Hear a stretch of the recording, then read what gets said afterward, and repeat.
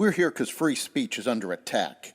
We're here because people are being convinced that socialism works. We're here because people are being judged guilty until proven innocent. We are fighting back with facts. This is not a safe zone, so buckle up, Buttercup. This is the raw, naked truth.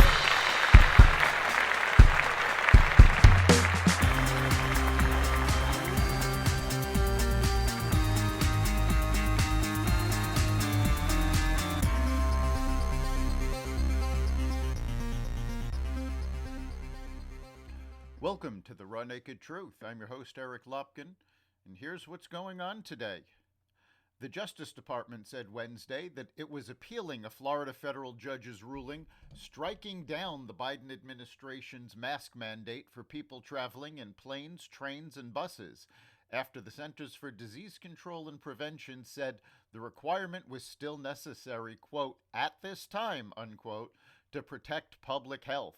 The CDC said the policy was well within the CDC's legal authority to protect public health.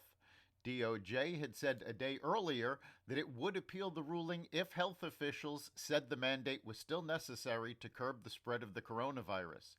Legal experts said the DOJ had to challenge the order to preserve the CDC's authority to take action against deadly diseases in the future. Russia announced Wednesday it had successfully tested the Sarmat intercontinental ballistic missile, which Moscow says can deliver nuclear warheads at hypersonic speeds and dodge defenses. Vladimir Putin said, quote, this truly unique weapon will force all who are trying to threaten our country in the heat of frenzied, aggressive rhetoric to think twice, unquote. But Russia's defense ministry stated that the missile would not be ready for use until after the completion of the testing program. In Wednesday's test, the missile was launched from northwest Russia and hit a target 3,500 miles east. U.S. officials made no immediate comment. A United Kingdom judge has approved WikiLeaks founder Julian Assange's extradition to the United States, where he faces espionage charges related to WikiLeaks' publication of classified material. Assange has been in British custody since 2019, and a UK court in December granted his extradition. In March, the UK Supreme Court denied him permission to appeal because his application did not raise an arguable point of law. UK Home Secretary Patel will make the final decision, although Assange can appeal to the High Court. A judge previously said sending Assange to the U.S. would be oppressive because of his mental condition, but the U.S. promised he would receive appropriate clinical and psychological treatment. Florida's Senate advanced a bill seeking to eliminate Disney World's special taxing district, which has allowed the theme park to govern its own land. Governor Ron DeSantis pushed the move to dissolve the Reedy Creek Improvement District after Disney publicly pushed for the repeal of the state's parental rights and education law. Senate President Wilton Simpson said Reedy Creek and 5 other special districts targeted in the bill have powers we do not believe they should have in 2022. The special districts were created in the 1960s to boost Florida's economic development. The state house is expected to vote Thursday. Shanghai on Wednesday cleared 4 million more people to leave their homes under relaxed anti-coronavirus restrictions in China's biggest city. Nearly 12 million of the city's 25 million people are permitted outdoors now after the entire city being locked down. The health officials have stated that the virus is under effective control in much of the city for the first time since the start of the current outbreak. The changes came as the International Monetary Fund warned the global flow of industrial goods could be disrupted by China's shutdowns in Shanghai and other industrial hubs, resulting in a reduction of the IMF's forecast for economic growth in China this year to 4.4% from the previous estimate of 4.8%. a sharp drop from last year's 8.1% growth.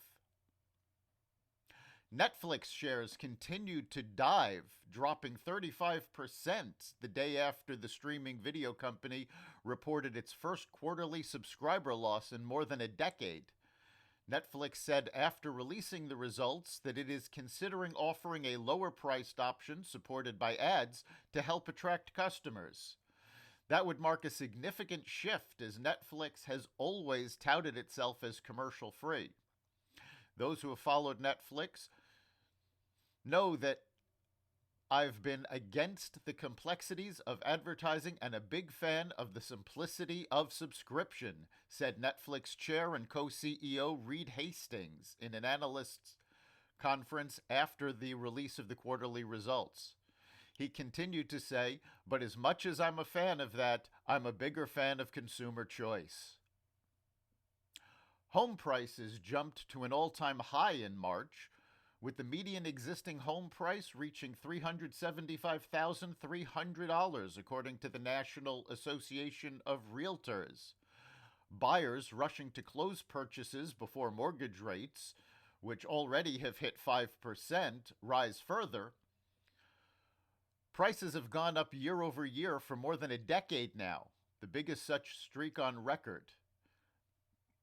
High prices deterred some potential buyers, and low inventory contributed to a decline in the number of existing home sales, which fell 2.7% in February and 4.5% from March 2021, according to the report.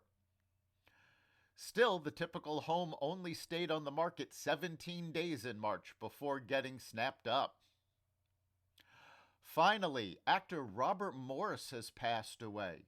Best known for his roles in How to Succeed in Business Without Really Trying and his portrayal of Bert Cooper in the TV show Mad Men, Morse's career spanned over 60 years.